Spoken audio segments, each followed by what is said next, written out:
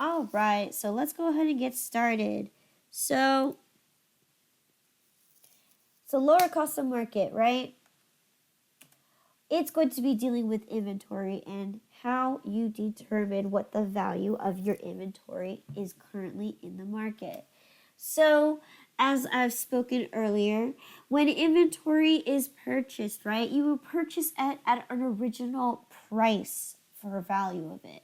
But as I said earlier, as we progress in time, whether the inventory items, if they are electronics, example, okay, electronics, things that last for more than a year, okay, and or things that have a shelf life that could have either potentially, whether it's 6 months, anything that's longer than a year, okay. So produce is obviously out the door, but things that, like for example, clothing, right? Clothing can stay there for years, and whether it's been worn or whether it's been purchased or not, it's still going to remain there, right? And oftentimes, example, clothing stores, they always have at the end of the year, oh, big summer blowout sale, they're trying to get rid of all their summer clothing. So essentially that's kind of the same thing as here, right? We would mark it down to a value that we think is appropriate to sell, right? Again, I used a computer. If I bought a computer, right, a brand new laptop to sell for the customers, right? If I bought a brand new laptop for 2018, and of course in 2018 a lot of people bought them, but then again, let's say now fast forward, it's 2020 and you still offered the 2018 model, but do you expect that you can sell it at the same exact price as your 2020 model? Not really, because obviously you get more beneficial, extra, features for the 2020 model, right? You get faster internet, bigger, faster RAM, a better processor, right?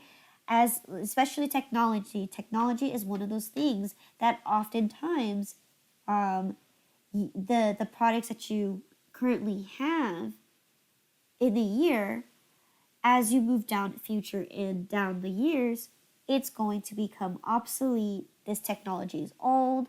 Why invest in older technology when I can get the best bang of my buck and get the newest model? Now, of course, there are some thoughts about that.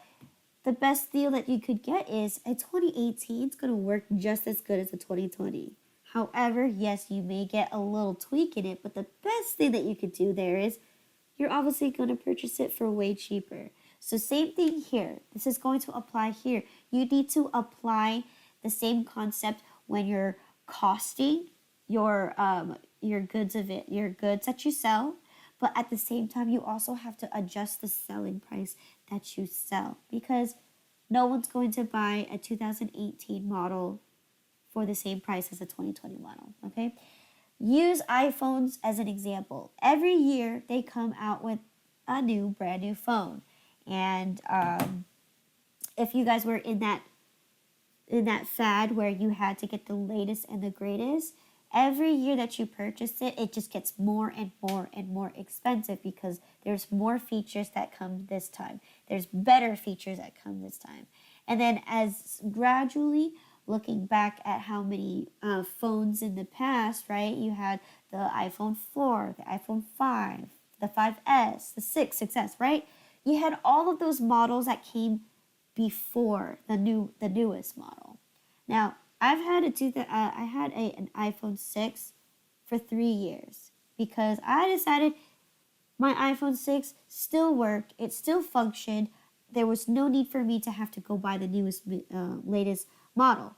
But if I were to sell back that my iPhone 6, or if I were to purchase that iPhone 6, you could definitely say I can buy that for just $100. Whereas the latest model for 2020, right? I believe it's the iPhone 11. Right now, since it came out last year, Right now, it's still roughly 600. I mean, it's not 600. It's roughly $800 to $900 right now. But if we wait till next year, when the next new model comes out, you can expect that with the market, right? This is that the iPhone 11 is just going to be cheaper. There's going to be deals and sales on it to try to get rid of the inventory, right? So that is what lower cost of market does. However, on our end, what we have to do is we have to recognize the amount of money that we lose because we originally purchased it at a higher price. If we go and compare it to the market now, if we go compare it to the market now, it's going to be, yes? Hello? I fixed it. Oh, Fixed it. okay. All right. All right. So if we could compare to the market now, it's going to be, the cost to purchase that item again is going to be way lower. So what we're doing here is we're going to be learning how to adjust our inventory to reflect the loss that we have sell it for. So this is one of the special occasions or special cases that when we record our inventory, we record it at historical cost. However, this is the one that can change in value over time because, again, we have to look at the market. We're looking at our products that we sell, and we have to make the assumption that, yes, this will become obsolete and it's no longer priced at the value that you purchased it for originally. So we're going to have to we have to go into adjust our inventory to find out how much money did we actually lose because we end up not selling those products. And this is where we're going to go ahead and calculate this.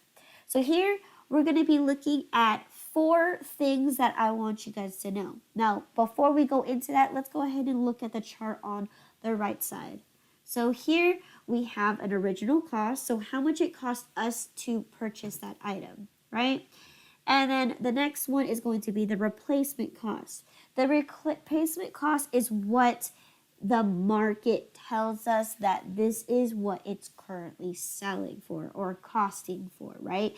The same product now, I'm not being very specific, but so if I originally purchased my item for $5.04, in the future, right? Now I'm in the future now, it's going to cost me $4.89 to purchase again because it's obsolete, it's outdated, right? So here we could see that we lost a couple cents here. Now, an estimated selling price, right? This is us readjusting a proper or some kind of selling price that seems logical when we're in the future, right? So this is what we're going to be potentially selling our product for after making an adjustment. Now the next column is going to be cost of disposal. Now cost of disposal is this right here.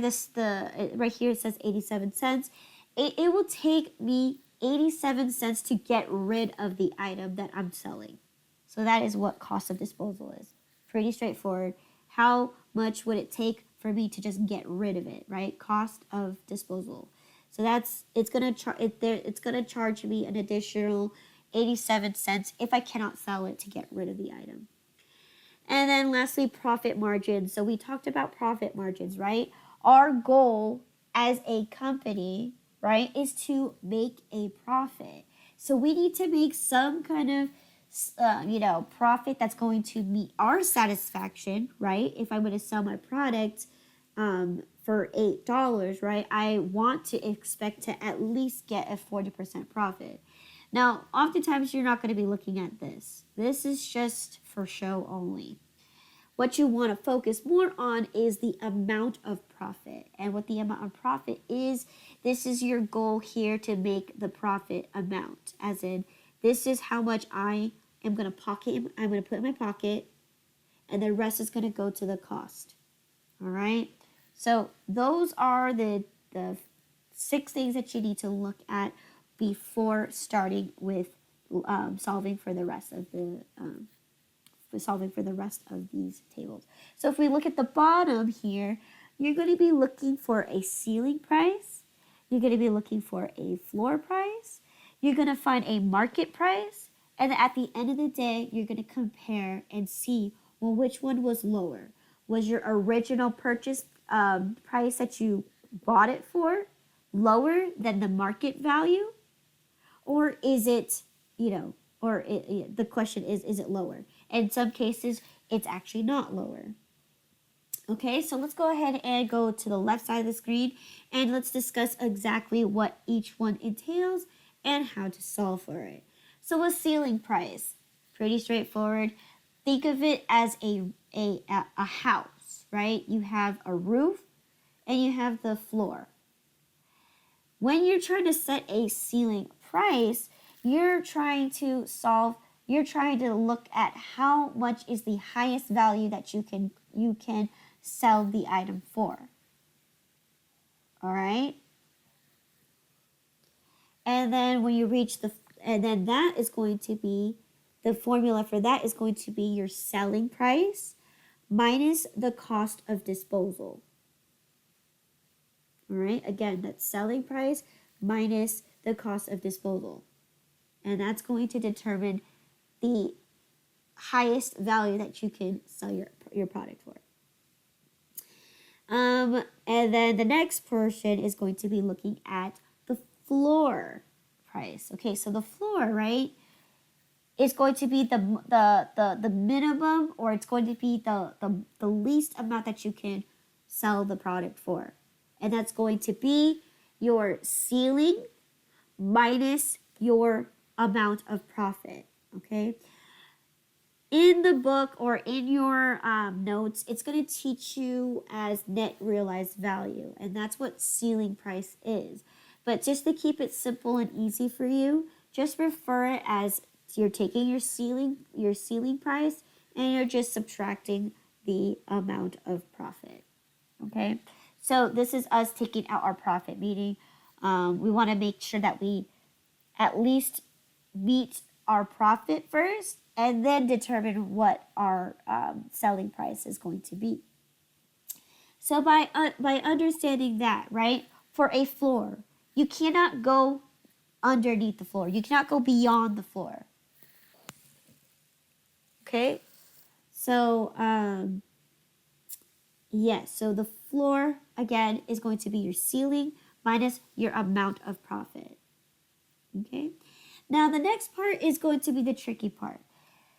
If you look at this mumbo jumbo here, it's going to be kind of easy, kind of hard to understand, but I'll break it down for you. So, when we determine our market price, okay, or our market value, we are going to be taking 3 numbers and we're going to compare them. We're going to be taking our ceiling price, our floor price, and we're going to take our replacement cost. All right, and we're going to compare them. All right, how are we going to compare them? We're going to compare them by numeric value. We're going to compare them from highest to lowest value. And whichever one is in the middle, then you're going to make that the market value. So for example, right, if my ceiling is going to be higher than my replacement cost, then I can I don't need to focus on my ceiling cost. I only focus on my replacement. If my replacement cost is going to be greater than my floor, then I can go ahead and throw away the floor and I just take my replacement cost. And that is going to be my market value or my market price. Now, for an instance, I determined that my floor is actually greater than my replacement cost, Then I'm going to take the floor price and I'm going to use that as my market price. Okay, so again, we're going to compare three numbers: ceiling, floor, and replacement. And we're going to put it in numerical value. So from highest price to lowest price. All right.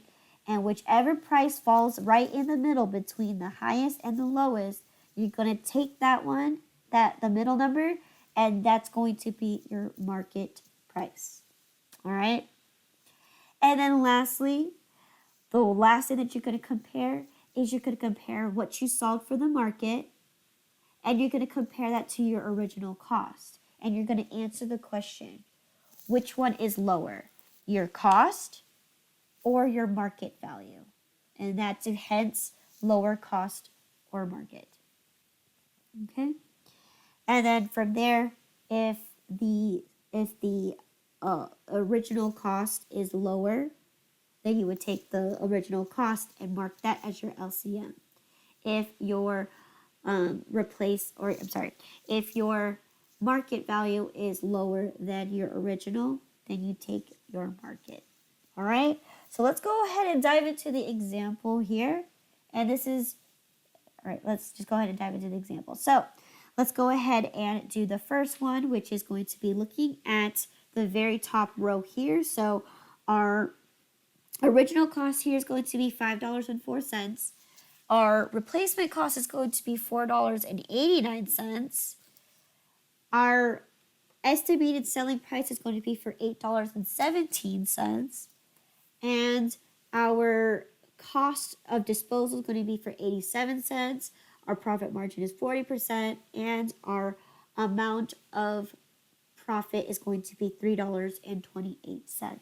So let's go ahead and solve for just that first row here. So how do I determine my ceiling price?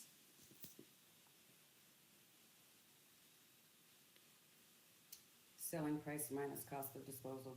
Correct. So what numbers am I going to be using?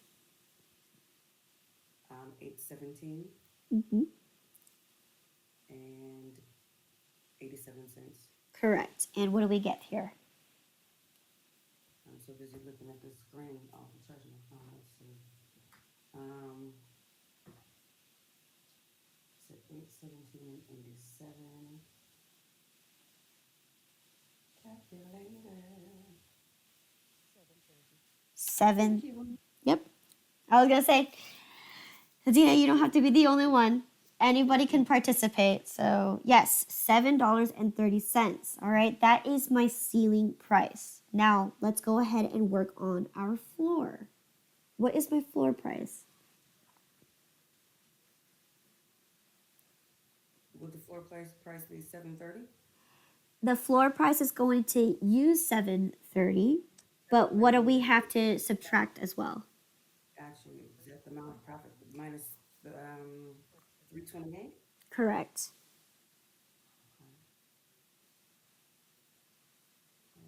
Minus 328. $4.05.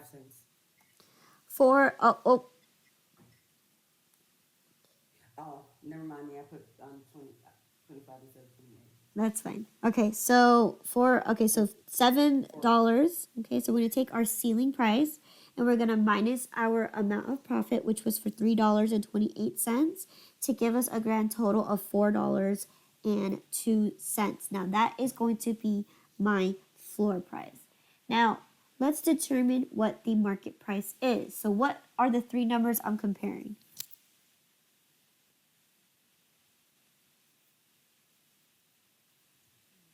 The ceiling, floor, and replacement. Perfect. And what are those numbers? So we got 730, we have 402, and we have 489. Now, So 489 would be your market price. correct, because we're putting them in numerical order. We're establishing which one's the highest, which one's the lowest, and whatever's in the middle, you're going to place that into the marketplace, and that is correct. $4.89. Now let's go ahead and determine which cost is lower, the original cost or your market price. Market? Market price is lower. Yes. Good. So let's go ahead and practice the second one. So you have your original price is $4.01. Your replacement is $3.92. Your estimated selling price is going to be $8 even. Your cost of disposable is going to be for 40 cents. Your profit margin is 45%, which gives you a amount of profit of $3.62. So let's go ahead and solve for the ceiling.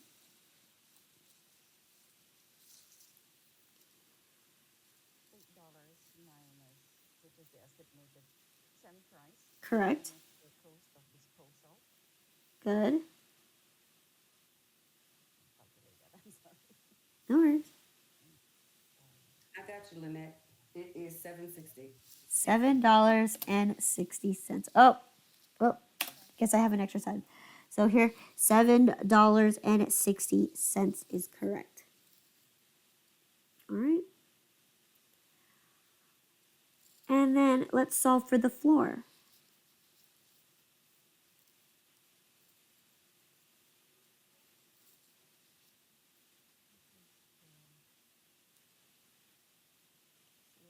Ceiling price Correct. minus the profit, Uh-huh. amount of profit, which is 362, Good. plus 398. 398. All right. And now let's solve for the market.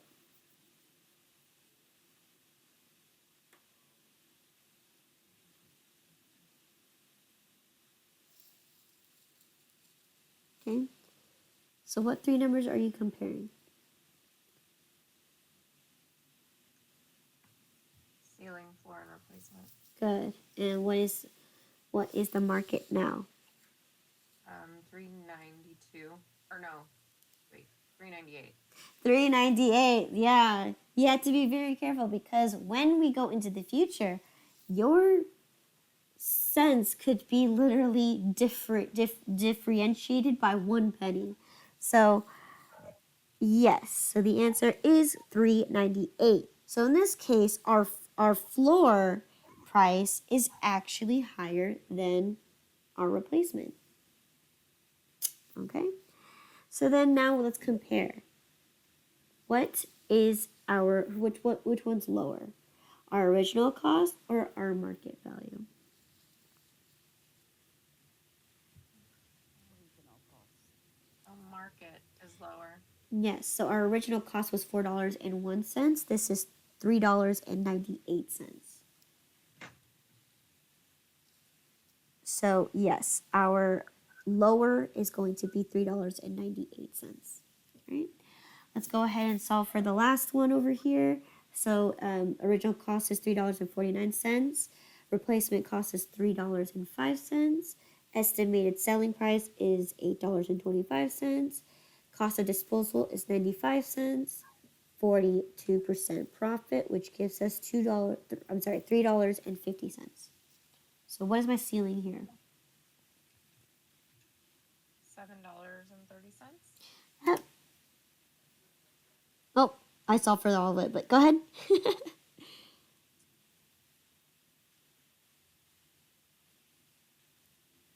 So 730 is your ceiling. Correct. The floor is 380. Yes. Good. No, just keep calculating. This is practice for you guys. And then market, ceiling, floor replacement. Is floor price. And lower cost is the original cost. Perfect. Oh, the market is going to be your floor 380 price. Floor price. Good. Yeah. And then Okay. your lower cost is your original. Yeah, okay, good. All right, so good. So that is all I want for you guys to take away from this, okay? If you guys want to learn more and keep reading on more, that is what the book is for, and as well as what the worksheets or the lecture notes have. But in this case, again, we have a lot of more bigger things to recognize. So in this case, I only want you to know that. I'll understand just how to calculate it. All right. So again, lower cost of market, right? We need to adjust our inventory due to what the market says, what is the correct price it is. Now, oftentimes our cost is not always going to be what the market says for that example right there, right? Because we have to also compare it to what we want to sell our price for, or sell our items for, as well as what, what other factors are going to determine whether is the market truly lower. And we just looked at an example over there that some of them aren't always going to be the lower one. Okay, so again, now I want you to recognize these formulas. Okay, there's only 2 of them that are dealing with calculations. The other 2 are more dealt with comparing. All right. So ceiling price and the floor price, you're going to do calculations. So here I've already made it a little easier for you guys to understand. Selling price minus cost of disposal, and then your floor is going to be your ceiling price minus your amount of profit. And then here, the numbers that we're going to be comparing is going to be the market value and the lower cost or market. So these ones are just comparing numbers. All right. Any questions in regards to this small section in chapter 6? Again, it's not something I want you guys to focus too much on. All I need you to do is be able to calculate it and show me that you're able to do it. As far as learning beyond that, I don't want you to focus on it. We have other things that we need to kind of go through that are more important than this. Okay? Any questions? This is all I want you guys to know. Is this being tested in at the exams or just for the knowledge? Just the calculations is, and there's only about 1 calculation. So I just ask you, well, which one's lower, cost or the market? That's the only thing I'm going to test you on, is just this one concept right here. Is, can you just calculate it for me? And that's it. I don't require you knowing how to journalize it. I don't require you have to go into in depth with it, recalculating the inventory on hand. I don't require any of that. I just need you to be able to tell me, can you adjust your inventory using this lower cost or market? That's all I really want you to know. Okay. Now, for the future, right? This is definitely an inventory manager's position, okay? And what you guys are here for is bookkeeping. So again, but this is just so that you can understand every aspect in accounting, not just be the only bookkeeper, okay? And any other questions in regards to chapter 6.4? No. No, pero